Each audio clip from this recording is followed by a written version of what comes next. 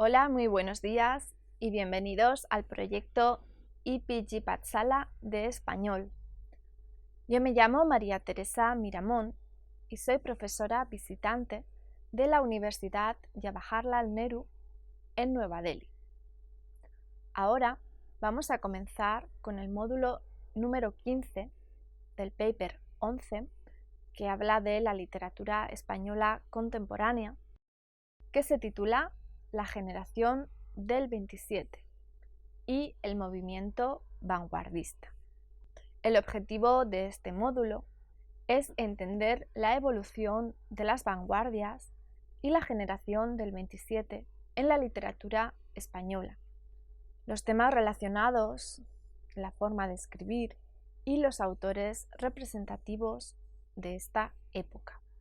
Se podría resumir este módulo diciendo que las vanguardias en España y la generación del 27 adoptan unos rasgos del movimiento modernista, como la perfección estética y formal, pero con la reivindicación de lo tradicional y con un compromiso social.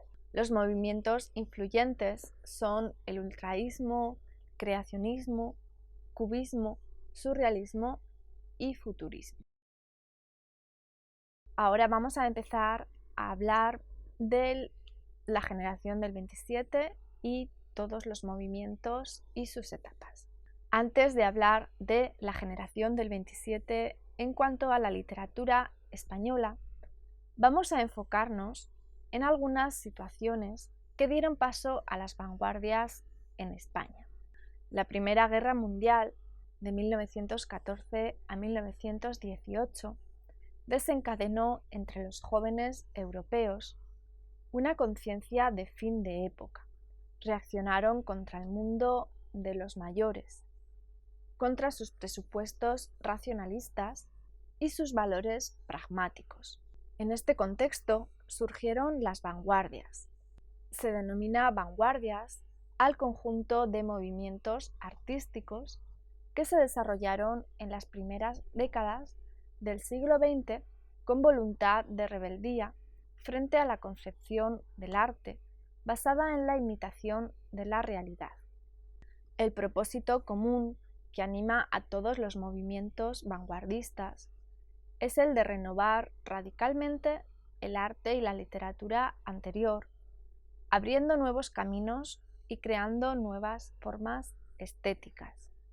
En muchos casos, el espíritu de ruptura o de provocación a veces no se limita al ámbito artístico, sino que se manifiesta también en la rebeldía contra las normas y convenciones sociales. Era la expresión y continuidad de la modernidad. Estos movimientos mantuvieron el gusto por lo excepcional y lo extraño del simbolismo. Como características generales pueden señalarse las siguientes: antirrealismo y autonomía del arte, rechazo de la realidad, la supresión de cualquier elemento que pudiera vincular la obra de arte al mundo real. Se trata del ideal de la poesía pura, que perseguía el objetivo de crear mundos puramente estéticos. Irracionalismo. La poesía debería sustentar en sí misma. Para alcanzar este objetivo se utilizaron las imágenes que permitían establecer relaciones entre seres y objetos que no se dan racionalmente. Afán de originalidad. Conformando con la actitud de rebeldía, los vanguardistas buscaron la belleza en lo diferente u original. Los autores querían mantener su individualismo, que en cambio resultó en un arte minoritario, destinado a un selecto grupo de entendidos. Experimentación estética. La continuación del movimiento modernista. Concibieron el poema como un objeto visual. Esto implicó la búsqueda de nuevas formas poéticas. Triunfó el uso del verso libre. También este deseo de experimentación se podía ver en la abolición de los signos de puntuación. La generación de 1914, como algunos la llaman, o los vangoísmos, por el sufijo comúnmente adoptado por todos ellos, más importantes fueron los siguientes: el cubismo y el surrealismo, a los que hay que añadir en el ámbito de la literatura española el ultraísmo y el creacionismo. A continuación vamos a explicar muy brevemente estos ismos. Futurismo. Fundado por el escritor italiano Marinetti, publicó su primer manifiesto en 1909. La literatura acogió nuevos temas: el automóvil, el avión, las fábricas, las muchedumbres, el cine, la vida sana, el deporte, etc. En su afán de ruptura con la tradición, los futuristas reclamaron una renovación total del lenguaje. El cubismo, creado por el escritor francés Guillaume Apollinaire, nació como vanguardia pictórica liderada por Picasso, Braque y Juan Gris. La descomposición de la realidad en formas geométricas como una nueva manera de observar la realidad. Surrealismo. El movimiento vanguardista más importante fue el surrealismo, fundado por el francés André Breton. La búsqueda verdadera a través de la exploración del inconsciente. Además de renovar el arte, el surrealismo pretende también cambiar la vida. Para ello es necesario acceder a una realidad más alta, de ahí el nombre, surrealismo, lo que está por encima de la realidad, o suprarrealismo, serían traducciones más exactas de la palabra francesa. Y esa realidad se encuentra sobre todo en lo más hondo de las personas, en el subconsciente, como propugnó Sigmund Freud. Y ahora vamos a hablar del ultraísmo y el creacionismo. Estos movimientos tienen el mismo principio, basado en el predominio de la lírica y en el rechazo de toda poesía que intente imitar la realidad. El creacionismo fue iniciado en París por el poeta chileno Vicente Huidobro, quien lo dio a conocer en España en 1918. El creacionismo no se propone reflejar ni imitar la realidad, sino crear realidades nuevas e independientes. El poema, por lo tanto, debe crear algo propio y autónomo que se explique y se comprenda por sí mismo, no por su relación o parecido con el mundo exterior. De esta manera, el poeta creacionista debe crear nuevas imágenes y relaciones entre las palabras. Y las imágenes no se basarán en la comparación entre dos realidades, sino en la relación arbitraria que el poeta crea entre ellas. El primer manifiesto ultraísta, que recoge abundantes elementos futuristas, cubistas y creacionistas, se publicó en 1919. En el propio nombre del movimiento, ultra, se sugiere su pretensión de ir más allá de la estética dominante. Del futurismo toma los temas y motivos de la vida moderna, las máquinas, los grandes inventos, los deportes, etc. Del creacionismo, la búsqueda de imágenes y metáforas nuevas. Del cubismo, el interés por la disposición tipográfica y visual del poema.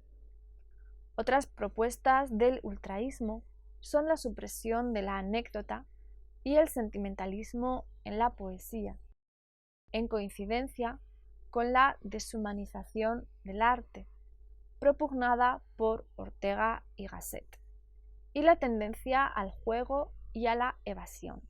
En realidad, no hay un consenso claro sobre los conceptos de generación del XIV, novecentismo y vanguardismo.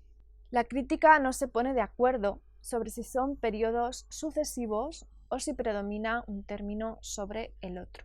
Lo que es general en las tres es que se caracterizan por una sociedad más urbana y un incremento demográfico de las mismas, en un país que ha sido mayoritariamente rural hasta los años 40, ya que a causa de los desastres de la guerra no se produjeron traslados en masa a las ciudades. Pero en estos años, hacia 1914, la clase media aumentaba más en Cataluña y el País Vasco, y también lo hizo la clase obrera, en medio de una gran inestabilidad política y de camino hacia el fin del periodo de la Restauración, que iniciará la brevísima Segunda República Española. El generacionismo ha tenido muchos seguidores hasta la fecha de hoy, desde la generación del 98 hasta hoy día, con la llamada generación nocilla. Muchas personas intentan establecer generaciones de escritores basándose en ideales compartidos.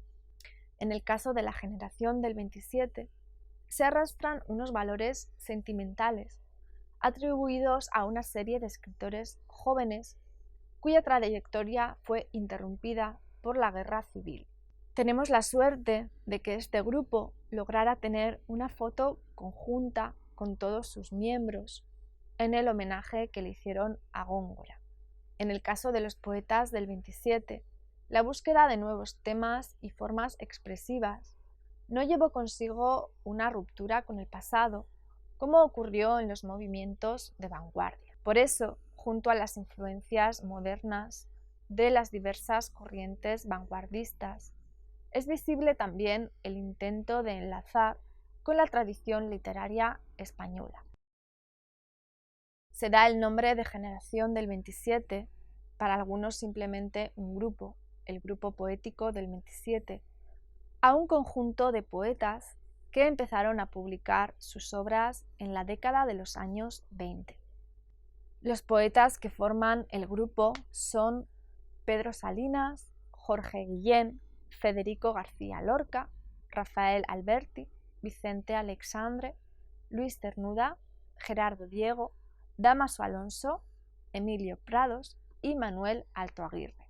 Dámaso acuñó la expresión generación del 27 y la fecha hace referencia a acontecimientos significativos. En ese año se conmemoró el tercer centenario de la muerte de Góngora y un acto celebrado en el Ateneo de Sevilla reunió a la mayoría de los miembros del grupo.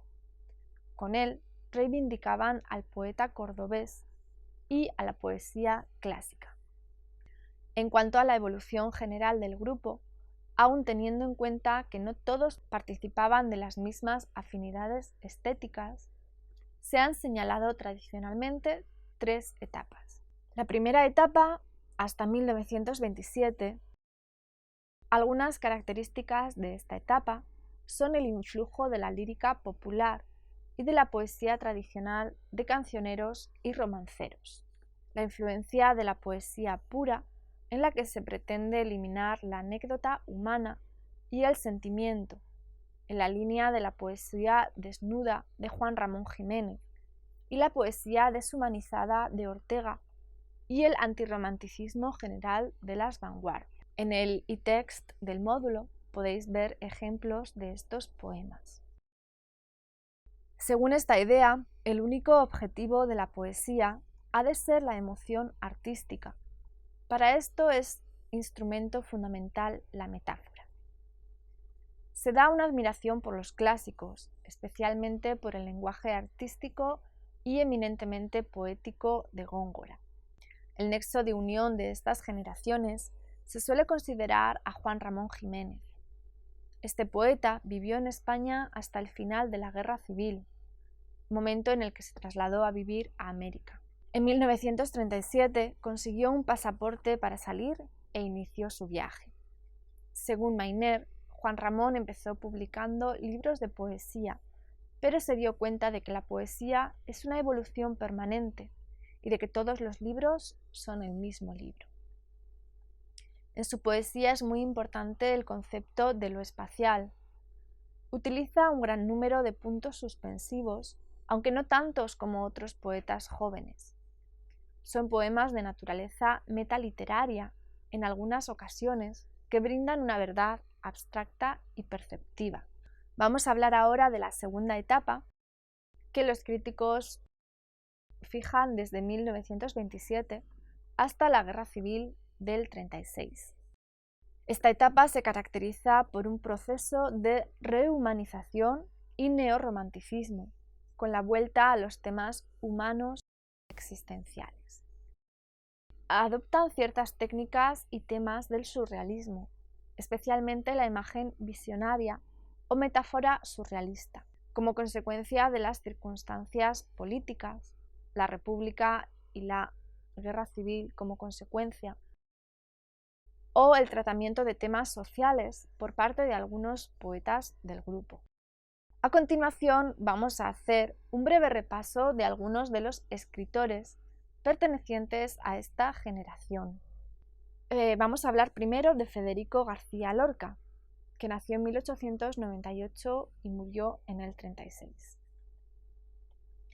En 1919, Federico se traslada a Madrid y se instala en la residencia de estudiantes, donde conocerá a sus futuros compañeros de generación. En el Instituto Libre de Enseñanza estudiaron numerosos eruditos y literatos, y el ambiente de la residencia de estudiantes permitía a estos eruditos residir allí y compartir sus ideas con sus coetáneos. Esta residencia y su ambiente impulsará a García Lorca a formar parte de las charlas intelectuales del momento. En 1929 realizó viajes por América, a Cuba y a Estados Unidos, lo que abriría más su visión del mundo. Escribió varias obras literarias, enfocándose en la poesía y el teatro, e incluso fundó una compañía para lograr que el teatro llegara al pueblo. En 1936 sería perseguido por el régimen franquista y finalmente fusilado por sus ideas contrarias al franquismo y sus ideas liberales. Al principio de su obra, sus escritos siguen una estela más modernista, pero luego gira hacia derroteros más vanguardistas, uniendo ambos estilos. En sus obras teatrales utiliza una simbología propia que le caracteriza. Sus piezas muestran una marcada crítica social a través de unos personajes llenos de anhelos truncados y fuertes caracteres, enmarcados en ambientes desgarradores y faltos de esperanza. La sangre, la desesperación y el anhelo son algunos de los temas que toca en su teatro. Ahora vamos a hablar brevemente de Rafael Alberti, que nació en 1902 y murió en 1999. Después de la muerte de su padre, cuando el poeta era todavía muy joven, un hecho que le marcó profundamente y ante el cual escribiría sus primeros versos, después conocería a los miembros de la residencia de estudiantes, tras una larga enfermedad. En la residencia conoce a García Lorca, Salinas, Jorge Guillén, Vicente Aleixandre y Gerardo Diego. La poesía de García Lorca habla de la crisis existencial que sufrió el autor, junto a su escasez económica y su cuestionamiento de la fe. Alberti siempre mostró un gran apoyo a la República y fue uno de los principales detractores ilustrados hacia la dictadura de Primo de Rivera. Durante la Guerra Civil, el escritor se exilia y se va a vivir a diferentes países como Francia, Argentina o Italia, donde pasará sus últimos años. Después de la caída de la dictadura franquista, después de la muerte de Franco, volvió a España brevemente, pero no se instaló finalmente en territorio patrio, sino que volvió a Roma para seguir con sus actividades allí. La poesía de Alberti cambia a lo largo de los años, desde la sencillez y musicalidad que usa recursos de la poesía popular en sus poemas, como el humorismo y una multitud de imágenes de carácter visual, hasta llegar a una poesía de inspiración gongoriana. Vamos a hablar ahora brevemente de Luis Cernuda, que nació en 1902, murió en 1963.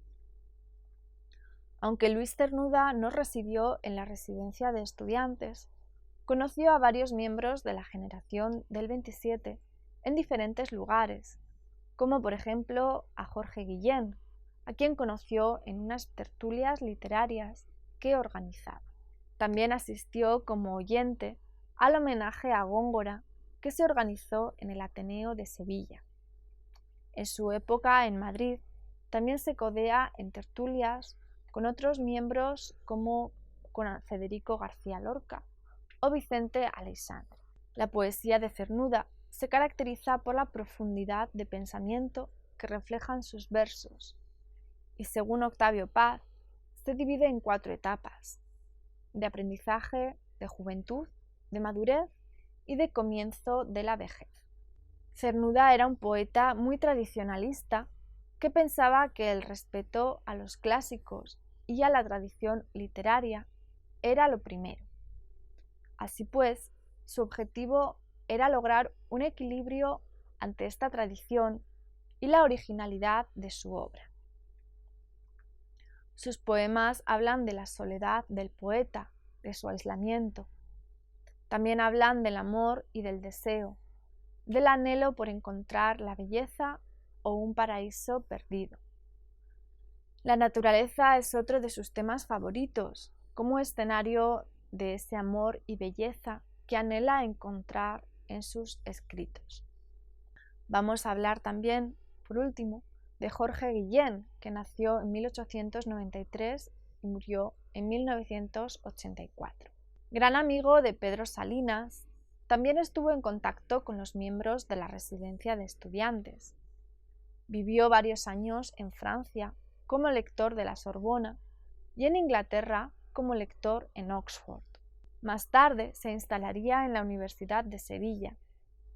Al llegar la dictadura, acabaría exiliándose, pasando sus años en diferentes universidades. La obra de Guillén se divide en 3 etapas fundamentales. La primera se caracteriza por una gran preocupación formal y un vitalismo moral más cercano a las vanguardias europeas. En la segunda etapa, los temas cambian.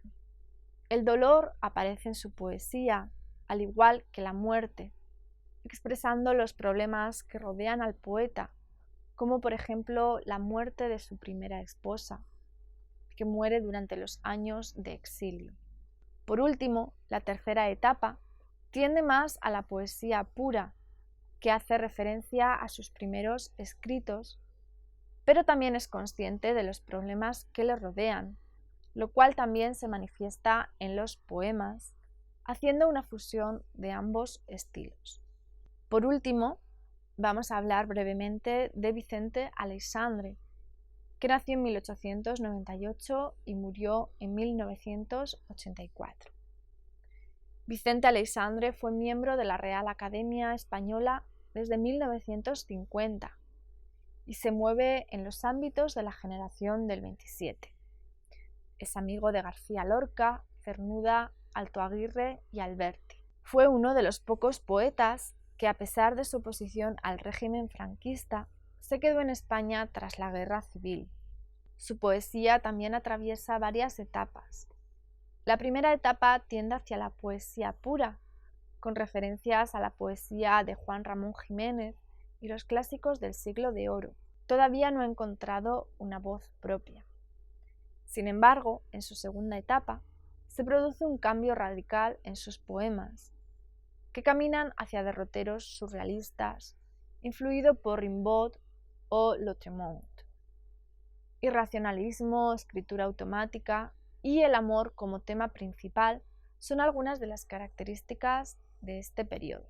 Tras la guerra, se vuelve a producir otro cambio en su poesía y vamos a ver temas más centrados en el hombre, una poesía social con un estilo más sencillo y accesible.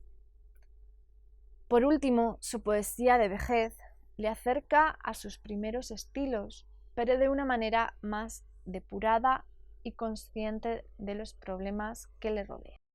Para saber más de los autores de esta generación del 27, por favor acudid al e-text de este módulo. Ahora vamos a hablar de la tercera etapa que la crítica ha establecido para esta generación del 27, que se traduce en la época de después de la guerra. En los poetas en el exilio, los temas humanos universales y la nostalgia de la España lejana son los temas que predominan. En los poetas que permanecieron en España, es el humanismo angustiado el tema que mayor representa sus escrituras. Ahora vamos a leer como ejemplo de esta tercera etapa un poema que escribió Guillén en su libro Y otros poemas. Guillén volvió pronto a España y compró una propiedad cerca de Málaga, donde se instaló. Según Mayner, sus últimos poemas son una especie de prolongación que se concedió a sí mismo cuando creía haber terminado su obra. Dice así el poema, aludiendo a todos los miembros de su generación en un tono nostálgico. Dice: y nos fuimos al sur, quedó en Madrid Salinas el humano, y también Aleixandre, con soledad tan fuerte de poeta, y en Málaga otros dos, inolvidables.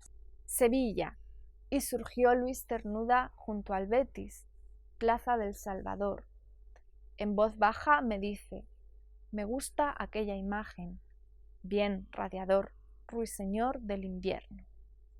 Alberti, Rafael, un torerillo, que fuese gran espada, intensamente damaso cordial, y su talento se prodiga a chorros. Bergamín el sutil, dueño en su laberinto sobra Ariadna. Gerardo Diego en serio se lanza de repente a una cabriola. Es un hola a su ola. Chabás, con una voz como una barba, sonríe siempre desde su levante. Y Federico, a los hospitalarios sevillanos, allí Joaquín Romero a la cabeza, gran alcaide futuro de su alcázar. Compañía, ruiseña compañía. Vivir es necesario, envidiar, ¿para qué? No es necesario. Se produce un acorde que sin atar enlaza. Cada voz, ya distinta, no se confunde nunca, ¿verdad, gran don Antonio? Con los ecos. La vocación ejerce su mandato. Coincidencia dichosa, madres hubo inspiradas. Y nacieron poetas, sí, posibles. Todo estaría por hacer.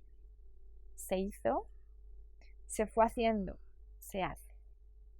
Entusiasmo, entusiasmo.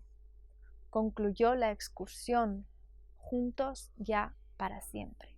Es un poema de Jorge Guillén, extraído de su libro Y otros poemas, publicado en Buenos Aires en 1974. Por favor, para obtener más información sobre el tema de este módulo, acudid al e-text, donde podéis leer más poemas y saber más de nuestros autores. Muchas gracias por escucharnos.